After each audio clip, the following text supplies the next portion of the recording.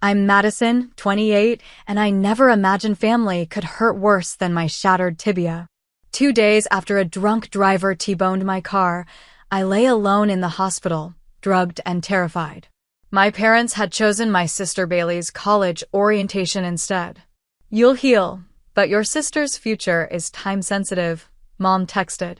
Hours later, they sent a selfie, them beaming beside Bailey's dorm room, captioned, "So proud of our baby girl starting her journey." That moment changed everything. I decided their priorities needed a serious adjustment. Where are you watching from today? Hit that subscribe button and like this video if you've ever felt like the forgotten child in your family. Trust me, what happens next will show you exactly how I transformed family betrayal into the wake-up call my parents never saw coming. Growing up, Bailey and I existed in different universes despite sharing the same household. I was the rule follower, the responsible one who maintained a 4.0 GPA, never missed curfew, and helped with dinner without being asked. Bailey, 3 years younger, operated under entirely different rules. She was the firecracker, the social butterfly who could charm her way out of any trouble with a laugh and quick excuse. Bailey's just spirited, Mom would say when my sister came home 2 hours past curfew. She's finding herself. When I was 16, I saved for 6 months to buy a second-hand laptop for schoolwork. When Bailey turned 16, our parents surprised her with a brand new MacBook Pro because she needed it for her photography hobby. The pattern was established early. Bailey received, I earned. My high school graduation fell on the same weekend as Bailey's regional soccer tournament. Guess which event my parents attended? I received my diploma with only my elderly grandmother in the audience, while my parents cheered Bailey's team 3 states away. "We're so sorry, Madison," Dad said over the phone that night, not sounding sorry at all. But this tournament could lead to college scouts noticing Bailey. "Your graduation is just a ceremony. You still got the diploma, right?" Despite the constant overlooking, I excelled. I worked through college with minimal financial help from my parents, earning scholarships and taking night shifts at the campus library. I graduated with honors and secured a position as a physical therapist at Memorial Hospital. The irony wasn't lost on me. I'd spent my life helping others heal while my own wounds festered beneath the surface. My apartment became my sanctuary, a small one-bedroom in a renovated Victorian house with hardwood floors and large windows. I filled it with second-hand furniture I'd lovingly restored, plants that thrived under my care, and books that provided the wisdom my parents never did. Every item represented something I'd earned through my own efforts.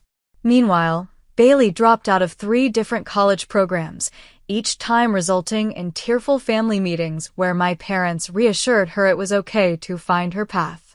Each program came with new equipment, new housing, new expenses, all covered by our parents. When I pointed out the disparity during one such meeting, my mother actually said, "Bailey needs more support, Madison.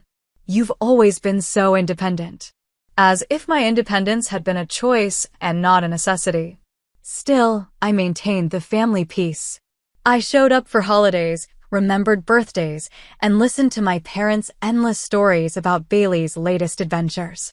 I drove 3 hours to help Bailey move between apartments when she decided her roommate's energy was too intense. I held my tongue when my parents forgot my birthday but threw Bailey an elaborate surprise party 2 months later. "Family comes first," my mother always said, though it became increasingly clear that in their eyes, Bailey was more family than I was. I didn't resent my sister, not really. Bailey was just playing the game according to the rules our parents had established. She'd been cast as the star, and I was the supporting character. What hurt was how readily my parents had assigned these roles and how stubbornly they maintained them, even as we entered adulthood. When I received a promotion to senior therapist last year, I called my parents with the news. Dad answered, listened for approximately 30 seconds, then interrupted. "That's great, honey, but can I call you back?" Bailey just sent us photos from her backpacking trip in Thailand, and they're amazing. He never called back. That was our family dynamic. A constant orbiting around Bailey's sun while I existed in the cold outer reaches of the solar system. I had accepted this reality so completely that I no longer expected anything different. Perhaps that's why what happened after my accident hit me so hard.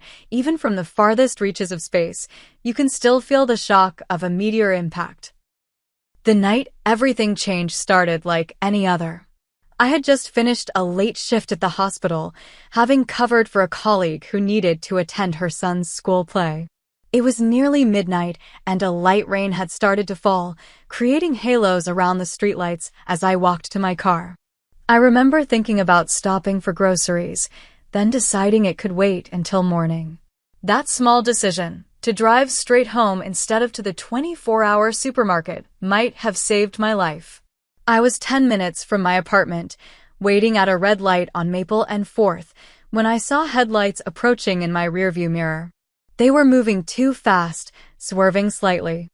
I remember reaching for my seatbelt, a reflexive check even though I always wore it. The light turned green. I pressed the accelerator. I never saw the pickup truck that ran the red light from the cross street. The impact came from the driver's side, a violent explosion of metal, glass, and airbags. My car spun across the intersection, the world outside a blur of rain and streetlights. When it finally stopped, I was facing the wrong direction, my leg pinned beneath the crumpled dashboard. The pain hit seconds later, white-hot and all-consuming. I could hear someone screaming and realized distantly it was me. Then came the voices, concerned bystanders, someone calling 911, someone else telling me not to move. The rain fell through my shattered window, mixing with the blood on my jeans. The paramedics arrived quickly. I remember fragments of their conversation as they worked to stabilize me before extraction, compound fracture, significant blood loss, possible internal injuries. They administered something for the pain, and the world became mercifully fuzzy. At the hospital, things moved with urgent efficiency. Scans confirmed what the paramedics suspected. My tibia had broken through the skin, requiring immediate surgery. I had also suffered 3 broken ribs, a concussion, and numerous lacerations. Before they wheeled me into the operating room, I managed to tell the nurse to call my parents. "They'll be here," I remember saying with absolute certainty. "They'll come." The surgery lasted 4 hours as orthopedic surgeons worked to piece my shattered leg back together with titanium rods and screws. When I finally emerged from anesthesia in the recovery room, my first blurry thought was to look for my parents. The room contained only medical staff and machines. Did my parents call? I asked the recovery nurse, my voice raspy from the intubation tube. "Let me check, honey," she said kindly. She returned minutes later with a gentle expression that immediately told me the answer. "They called. They said they're out of town for your sister's college orientation and can't make it back right now. They asked to be kept updated on your condition." The pain medication couldn't touch the hurt that bloomed in my chest. I closed my eyes, fighting tears. Later that afternoon, from my hospital bed, I called my parents directly. Mom answered on the 4th ring, the sound of laughter and conversation in the background. "Madison, how are you feeling?" The hospital said the surgery went well. "I've been better," I said, trying to keep my voice steady. "When are you coming?" A pause. I could hear her cover the phone, speaking to someone else, my father, presumably. When she returned, her voice had that artificially bright quality she used when delivering bad news. "Honey, we're at Bailey's orientation. It's a 3-day program, and we've already paid for the hotel. You know how important this is. It's her 4th attempt at college, and we need to make sure she gets settled properly this time." "Mom, I was in a car accident. I had major surgery. I'm alone in the hospital." "I know, sweetie, and we're so sorry. But the doctors said you're stable, right? Bailey needs us right now. This is time sensitive. You'll heal, but your sister's future depends on getting a good start here." I couldn't believe what I was hearing. "So you're not coming?" "We'll come as soon as orientation is over, I promise." maybe in 3 or 4 days. Your dad is trying to see if we can move some things around, but Bailey's really nervous about this new school, and we don't want to abandon her right now. Abandon her. The irony was like acid in my throat. I understand, I said, though I didn't. I have to go. The nurse needs to check my vitals. It was a lie, but I couldn't bear to hear any more justifications. After hanging up, I stared at the ceiling, trying to process what had just happened. The pain in my leg throbbed in time with my heartbeat, but it was nothing compared to the hollow feeling in my chest. The hospital staff noticed my distress. My primary nurse, Carolyn, brought me extra blankets and sat with me during her break. Another nurse helped me call Amber, a coworker who had become a close friend over the past 2 years. Amber arrived within the hour, her face tight with concern and anger when I explained why my parents weren't there. That's messed up, Madison. Seriously messed up. It's fine, I said automatically, the response I'd been programmed to give my entire life when faced with my parents' behavior. Bailey needs them more. Amber looked at me for a long moment. No, she doesn't. And it's not fine. She stayed with me that night, sleeping uncomfortably in the recliner beside my bed, leaving only briefly to feed her cat and grab fresh clothes. She helped me wash my face, brought me real food to supplement the hospital meals, and made me laugh despite everything. This is what family actually does, she told me as she combed my tangled hair the next morning. They show up. The next day was a blur of pain management, doctor visits, and the first excruciating attempts at movement. The orthopedic surgeon explained that while the surgery had been successful, my recovery would be long and difficult. 6 weeks non-weight-bearing, followed by months of physical therapy. As a physical therapist myself, I understood exactly what lay ahead, the painful progression, the setbacks, the slow rebuilding of strength and function. What I didn't anticipate was facing it essentially alone. My parents called that evening a brief check-in where they spoke more about Bailey's dorm room and orientation activities than my condition. I answered their questions mechanically, too tired to feel much of anything. She's meeting such interesting people, Mom gushed. Her roommate is from Seattle and plays the cello. That's nice, I said, watching the 4-drip medication into my arm. And the campus is beautiful. Her dorm is newly renovated, with these cute study pods in the hallways. I closed my eyes. I'm glad she likes it. We're taking her shopping tomorrow for dorm supplies. She needs so many things: a mini fridge, new bedding, a desk lamp. I didn't bother mentioning that I needed things too: help bathing, assistance with pain management, emotional support. What would be the point? After the call, I tried to sleep, but couldn't. The night stretched endlessly, punctuated by vitals checks and pain medication administration. I lay awake, staring at the shadows on the ceiling, listening to the beeping of machines and occasional voices in the hallway. The message arrived at 10:23 the next morning. My phone chimed with a text notification from my mother. I opened it, expecting perhaps an update on when they might visit. Instead, I found a photo, my parents and Bailey, all three beaming at the camera, standing in what was clearly a college dorm room. Bailey was making a peace sign, my father had his arm around her shoulders, and my mother was holding up a college-bound banner. The caption read, "So proud of our baby girl starting her journey." I stared at the image, unable to process what I was seeing. There was no mention of me, no acknowledgement that their other daughter was lying in a hospital bed with a shattered leg.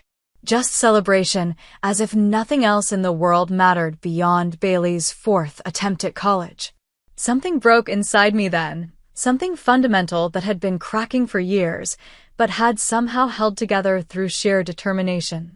The nurse found me sobbing uncontrollably, the phone still clutched in my hand, my body shaking so violently that my leg brace rattled against the bed rail.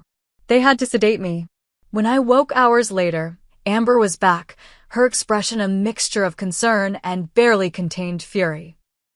She held my hand while I explained what had happened, showing her the selfie that had finally broken me. I've always known I was second place, I whispered. But I didn't think I meant nothing. You don't, Amber said firmly. You mean everything to a lot of people. Just not to them, and that's their loss. I scrolled through years of similar incidents stored in my memory. My parents missing my college graduation because Bailey had a minor fender bender the night before. Them forgetting my 30th birthday, but throwing an elaborate surprise party for Bailey's 27th. My father cutting short my phone call about a promotion because Bailey was sending vacation photos. It's always been like this, I said, my voice hollow.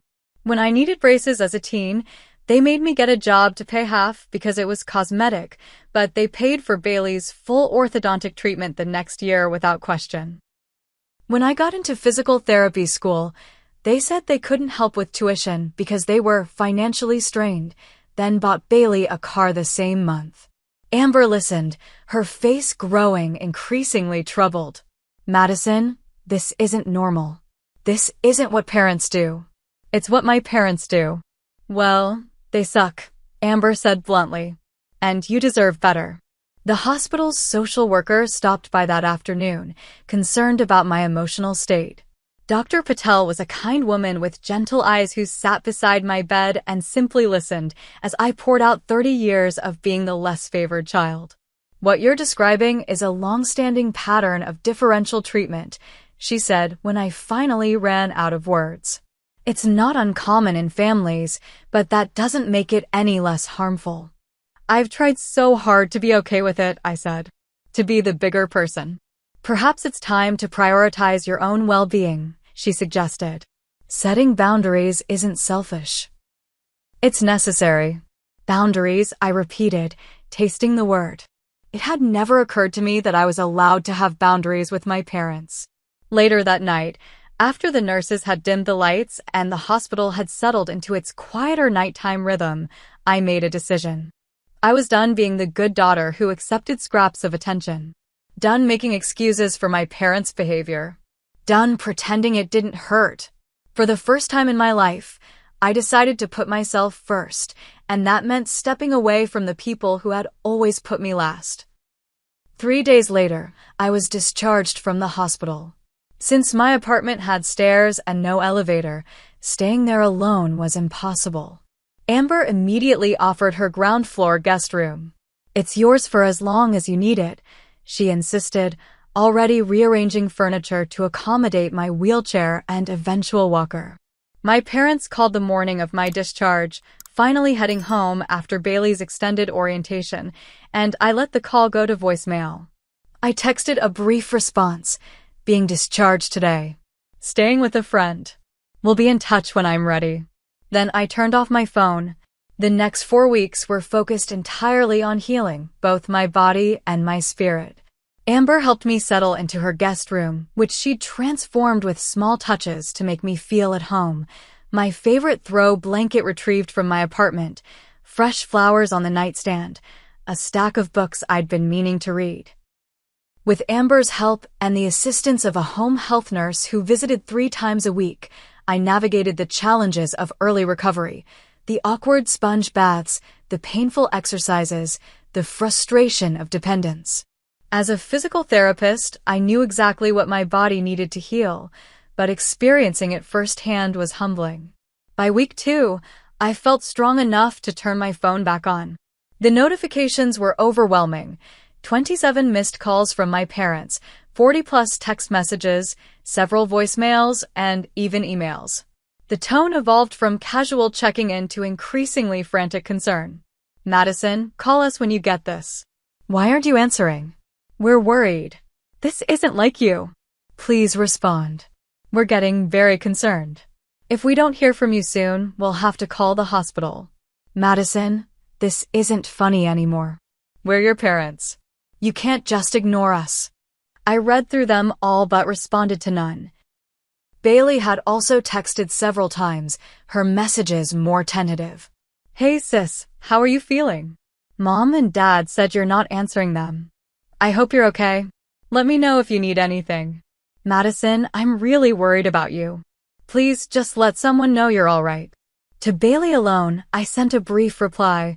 I'm physically safe and recovering. I need space from Mom and Dad right now. This isn't about you. She responded immediately. I understand. Take the time you need. Love you. It was the first indication that perhaps Bailey wasn't entirely blind to our parents' behavior. As the silence continued, my parents' messages grew increasingly desperate. They contacted the hospital, which couldn't provide information due to privacy laws. They called my workplace, where my supervisor, whom I'd briefed on the situation, politely informed them I was on medical leave and suggested they respect my privacy. In week 3, they showed up at Amber's door. I was resting in the bedroom when I heard the doorbell, followed by my mother's voice. Amber had been expecting this. We discussed the possibility and had a plan. I texted her from the bedroom, "I don't want to see them." Amber handled it perfectly. She stepped outside, closing the door behind her to prevent them from looking in or attempting to enter. "Madison is safe and recovering," I heard her say firmly. "She's not ready to see you right now and has asked for space." "We're her parents," my father protested, his voice rising. "We have a right to see her."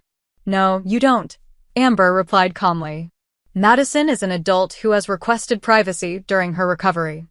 I'm respecting that wish, and I'm asking you to do the same." "This is ridiculous," my mother said. "Madison, honey, we know you can hear us. We came all this way." Amber's voice remained steady. "Coming all this way now doesn't change the fact that you weren't there when she needed you most. Madison will contact you when she's ready. Please don't come back unannounced. It's not helpful to her recovery." They left reluctantly, but not before my mother called through the door. "This isn't like you, Madison.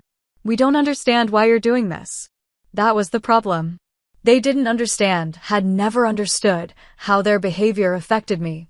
While maintaining my silence with my parents, I focused on strengthening my support network. Colleagues from the hospital organized a meal train. My neighbor fed my plants and collected my mail. Friends I hadn't spoken to in months reached out after hearing about the accident, and many showed up with practical help or simply companionship. I discovered that I had built a chosen family over the years, people who showed up not out of obligation but genuine care. The realization was both healing and heartbreaking.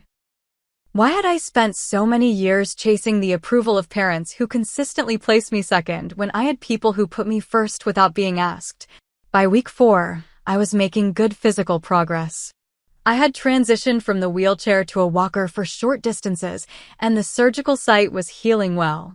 My emotional healing was progressing too, aided by twice-weekly sessions with a therapist who specialized in family trauma.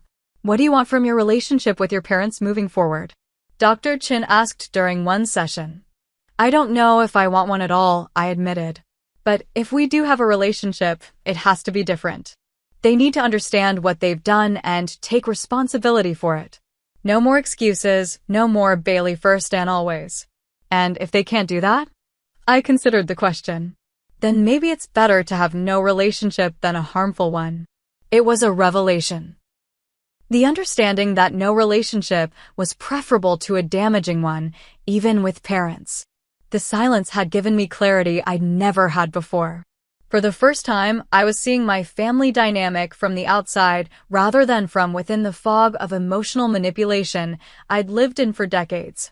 After 5 weeks of silence, I felt ready to face my parents. Not because I'd forgiven them, but because I was strong enough now to set boundaries without crumbling.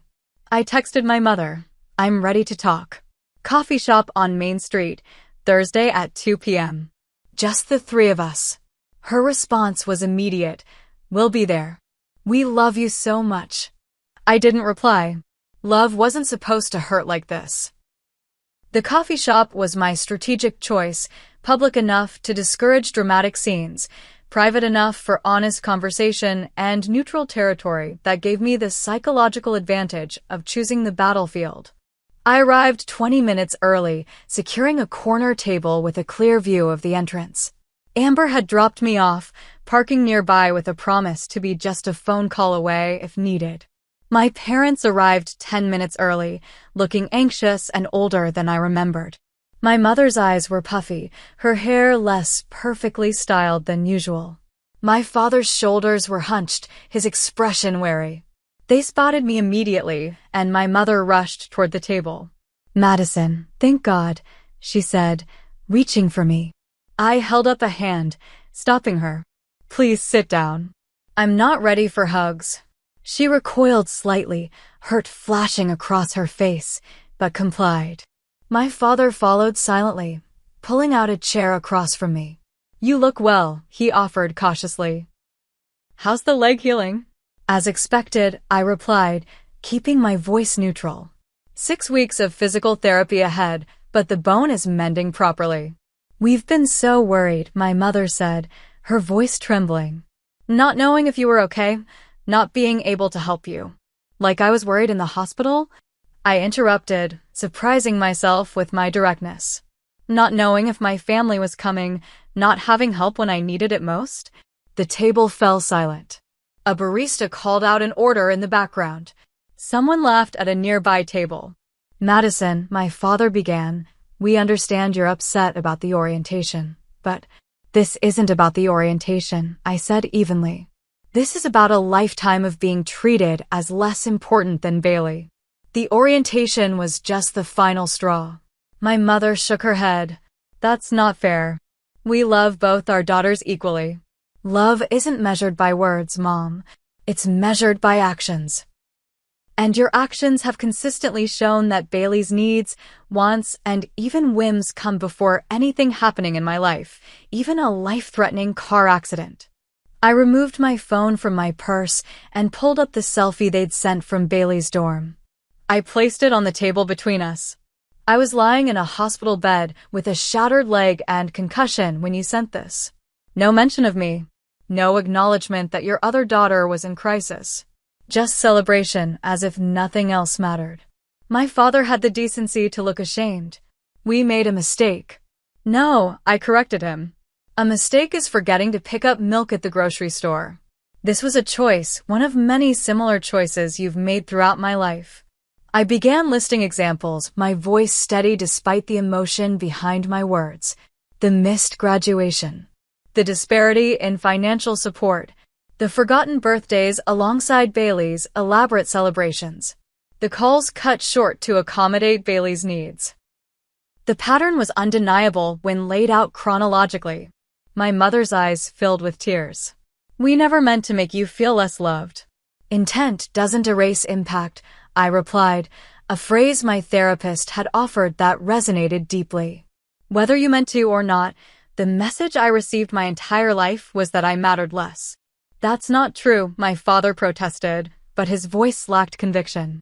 "Isn't it? When have you ever prioritized me over Bailey? When have my achievements, my needs, my emergencies ever taken precedence?" He opened his mouth, then closed it again, unable to provide an example. "I don't blame Bailey," I continued. "She didn't create this dynamic. You did. And you reinforced it every time you dropped everything for her while expecting me to understand, to be mature, to handle things on my own. You were always so capable," my mother said defensively. "Bailey needed more guidance." No, Bailey was allowed to need guidance. I was expected not to need anything. The conversation was interrupted by the coffee shop door opening. We all looked up to see Bailey herself walking in, scanning the room until she spotted us. "Bailey?" my mother said, surprised. "What are you doing here?" "I asked Madison where you were meeting," she said, approaching our table. "I thought I should be here for this conversation." I hadn't expected this development, but as Bailey pulled up a chair, I realized her presence might actually help drive my point home. "Madison was just telling us how she feels we favored you," my father explained, a slight defensive edge to his voice. Bailey looked directly at him. "She's right." The simple statement hung in the air like a thunderclap. "What?" my mother asked. "She's right," Bailey repeated. "You've always favored me, and it's not fair to Madison. It's not fair to either of us, actually." My parents stared at her, clearly stunned by this betrayal from their favored child. "I never wanted to be the favorite," Bailey continued. Do you know how much pressure that puts on me? How guilty I've felt watching Madison work twice as hard for half the recognition. How uncomfortable it makes me when you drop everything to solve my problems, but expect her to handle things alone. I looked at my sister with new understanding. We'd never discussed this aspect of our family dynamic, both trapped in the roles assigned to us. I love you both, Bailey said, her voice softening, but Madison deserved better.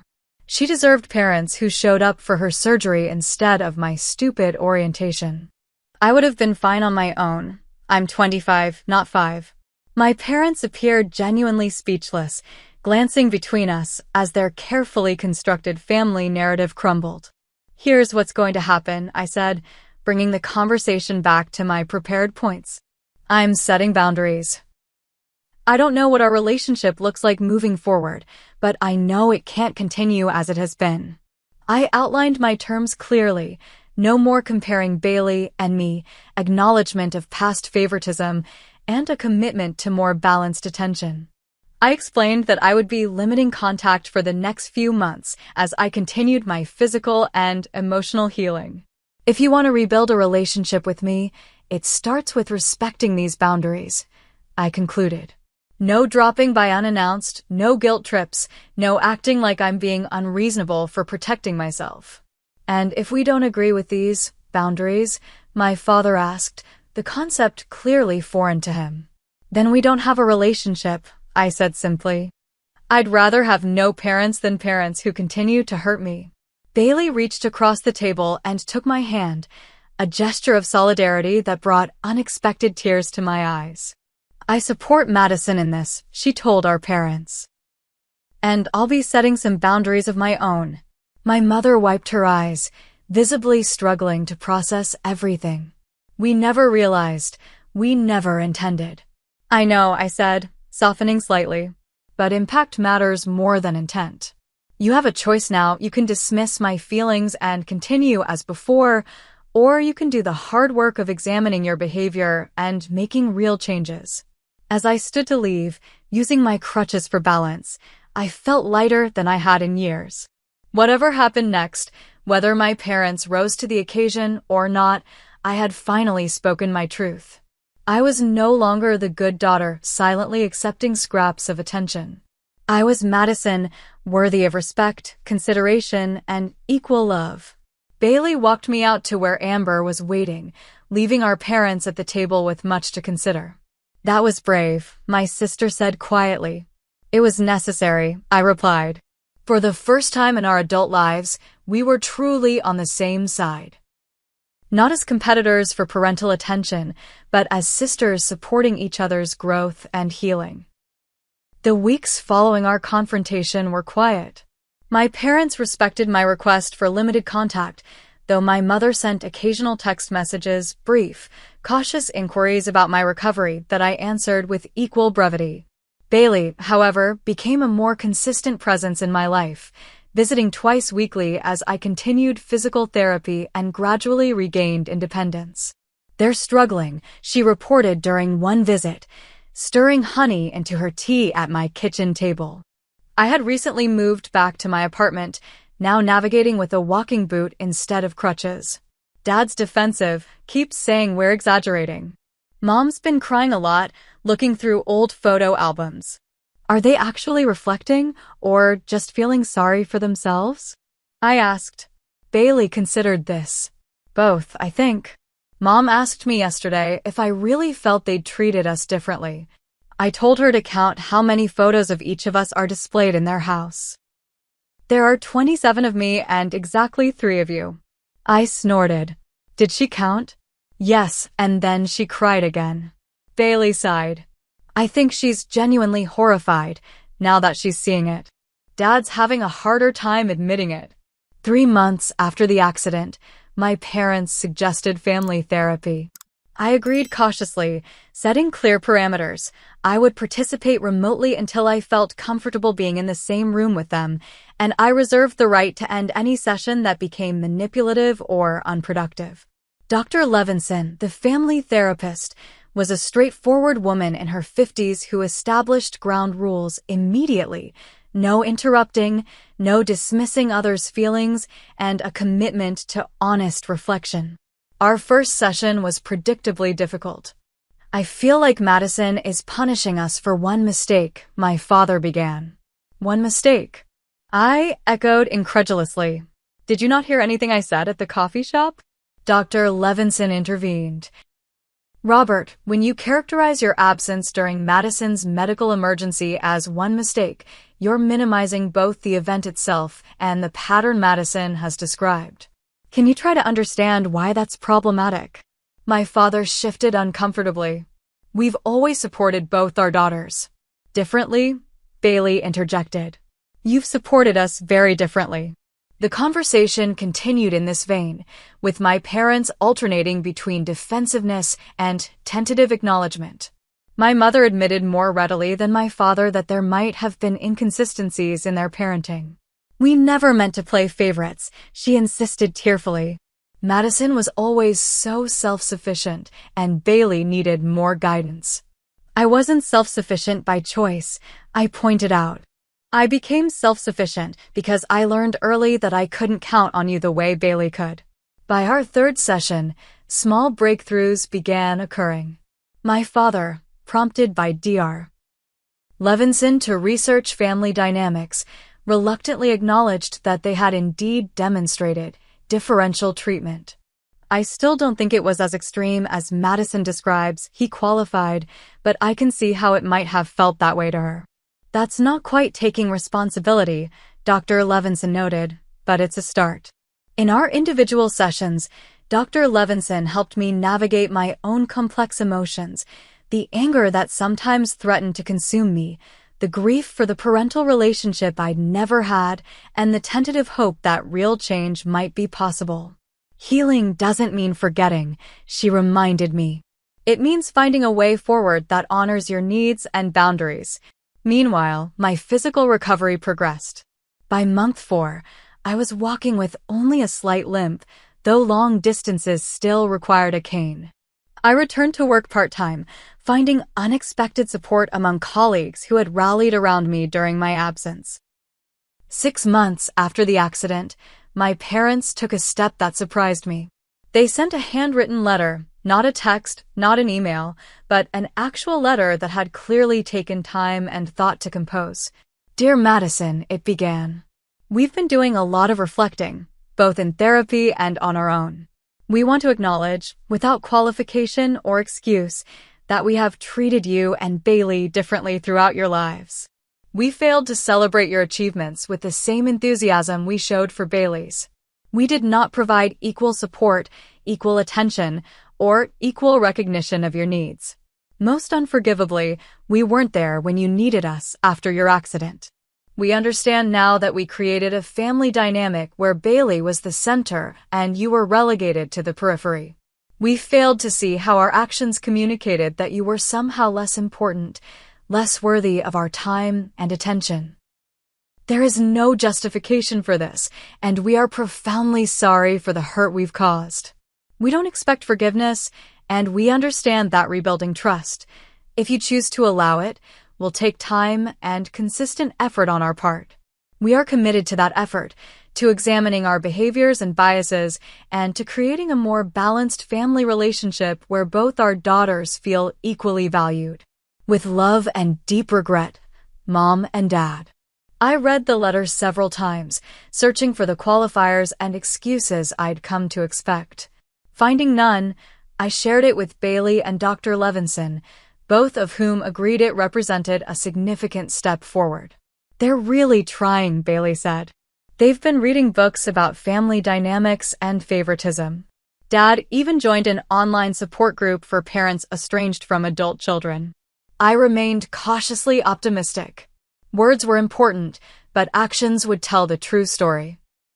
Over the following months, my parents began demonstrating concrete changes.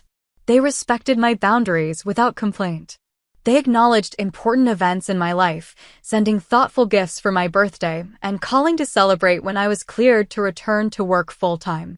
Most significantly, they began treating Bailey and me with more noticeable parity. They actually turned down Bailey's invitation to help her move apartments because they'd already committed to having dinner with me that weekend. I told Amber, still somewhat surprised by this development. They suggested she reschedule for the following weekend. Holy shit, Amber replied eloquently. Flying pigs must be migrating south for the winter. I laughed, but the shift was meaningful. For the first time, my parents had prioritized a commitment to me over Bailey's immediate needs. It was a small thing, perhaps, but symbolically significant. 9 months after the accident, I agreed to attend a family dinner at my parents' house, the first time I'd been there since before the crash. Walking in, I immediately noticed changes. New photos had been added to the walls, creating a more balanced visual history of our family. My academic achievements, previously stored in albums, now held prominent places alongside Bailey's sports trophies. We've been reviewing old videos and photos, my mother explained, noting my observation. It was eye-opening to see the disparity in documentation. The dinner was awkward at times, but not unpleasant. My parents made visible efforts to engage equally with Bailey and me, asking thoughtful questions about my work and listening attentively to my responses. After dinner, my father asked if I would take a walk with him, just the two of us. We strolled slowly through their neighborhood, my occasional limp a permanent reminder of the accident that had catalyzed our family's reckoning. I want you to know, he said after several minutes of silence, that I'm deeply ashamed of not being there after your accident. There's no excuse, and I'll regret it for the rest of my life. It was the most direct, unqualified apology he'd ever offered me. Why Bailey? I asked, the question that had haunted me for years. Why was she always the priority? He considered this, clearly struggling to articulate something he was only beginning to understand himself. Bailey reminded me of my younger sister, he finally said. The one who died when I was 12 and she was 9. Same personality, spirited, struggling, needing constant guidance. I think I was trying to save her through Bailey. It wasn't a justification, but it was an insight that helped me begin to comprehend the complex psychological underpinnings of our family dynamic. And me? I asked. Where did I fit in this scenario? You were so capable, so reliable, he said. Like I tried to be after my sister died. I think I took that for granted, expected it, reinforced it. I never realized what I was doing to you in the process. We walked in silence for a while, digesting this revelation. I'm trying to be better, he said finally. I know it might be too little, too late, but I want you to know I'm trying. I see that, I acknowledged. And I did.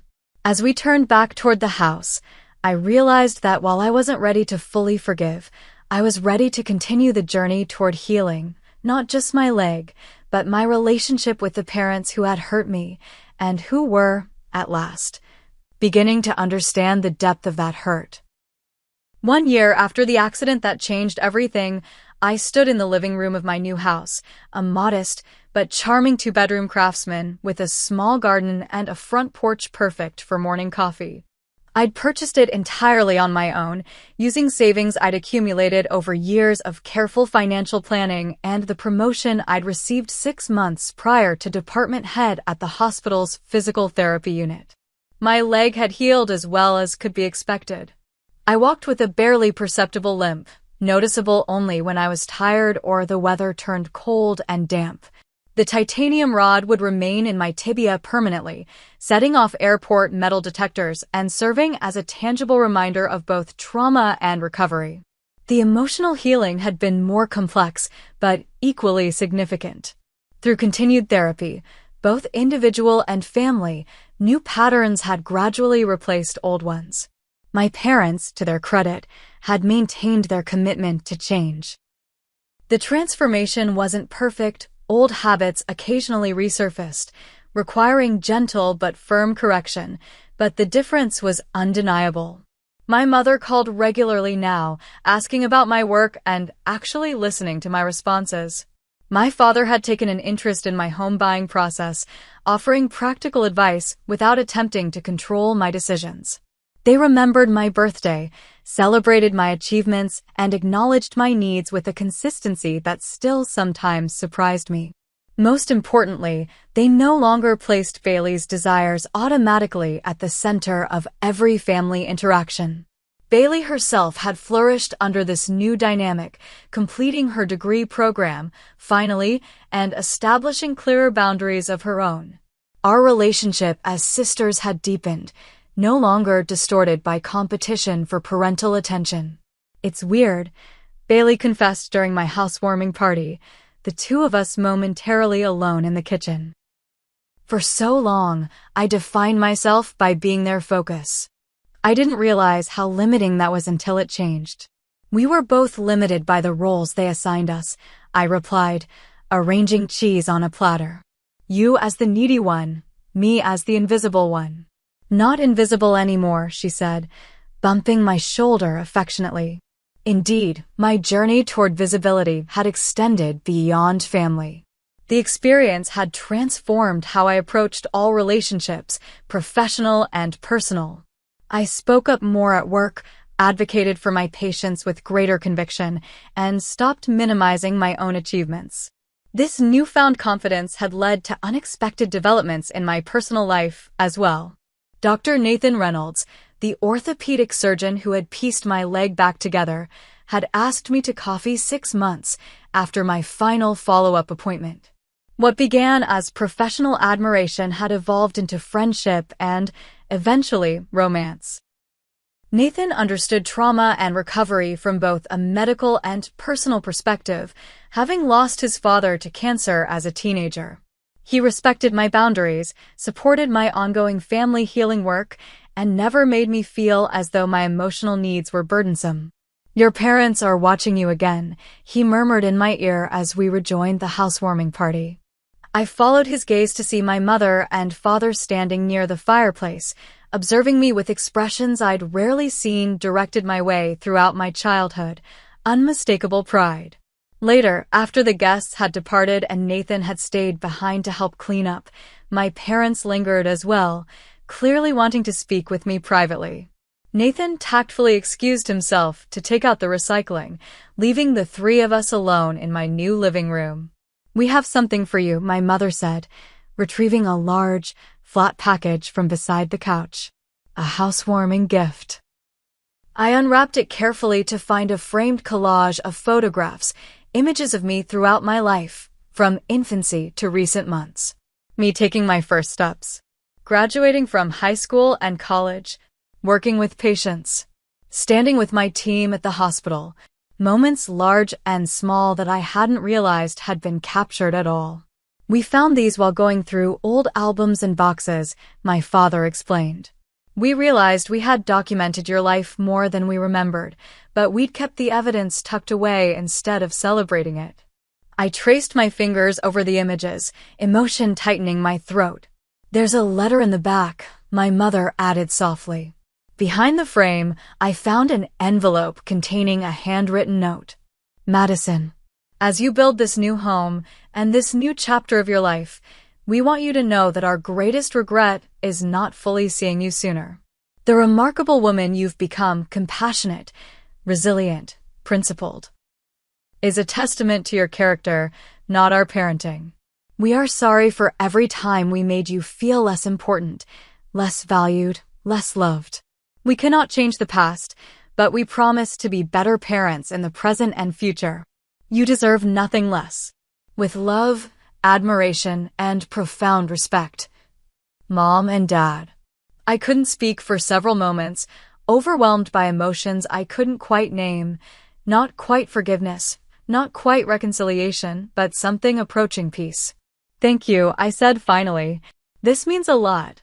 As they prepared to leave, my father paused at the door. "We're proud of you, Madison. Not just for what you've accomplished, but for having the courage to hold us accountable. You've made all of us better." After they'd gone, Nathan returned, surveying my tear-stained face with concern. "You okay?" "I'm getting there," I said honestly. "It's a process." Later that night, as we sat on my new porch watching fireflies illuminate the summer darkness, I reflected on the journey of the past year. The physical pain had been excruciating but finite. The emotional pain had been deeper but ultimately transformative. I had lost the comforting illusion of a perfect family, but gained an authentic one instead, imperfect, still healing, but real. I had discovered my voice and learned that using it, though frightening, could lead to profound change.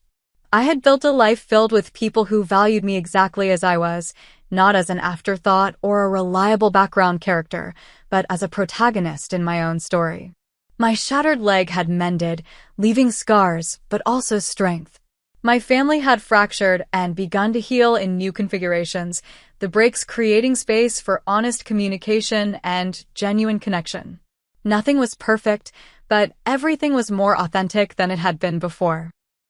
Sometimes the most devastating breaks lead to the most necessary healing.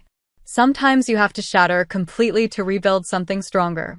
And sometimes the people who hurt you the most deeply can, if they're willing to do the work, become the people who help you heal. I still had difficult days when old resentments surfaced. I still maintained boundaries that would have been unthinkable before the accident. But I was no longer defined by what I lacked: parental attention, equal standing, acknowledgement of my worth. Instead, I was defined by what I had built: a career helping others heal, relationships based on mutual respect, and the courage to demand better from the people who claimed to love me. That broken leg hadn't just changed my family dynamics, it had set me free. Have you ever had to establish difficult boundaries with family members? How did it change your relationship?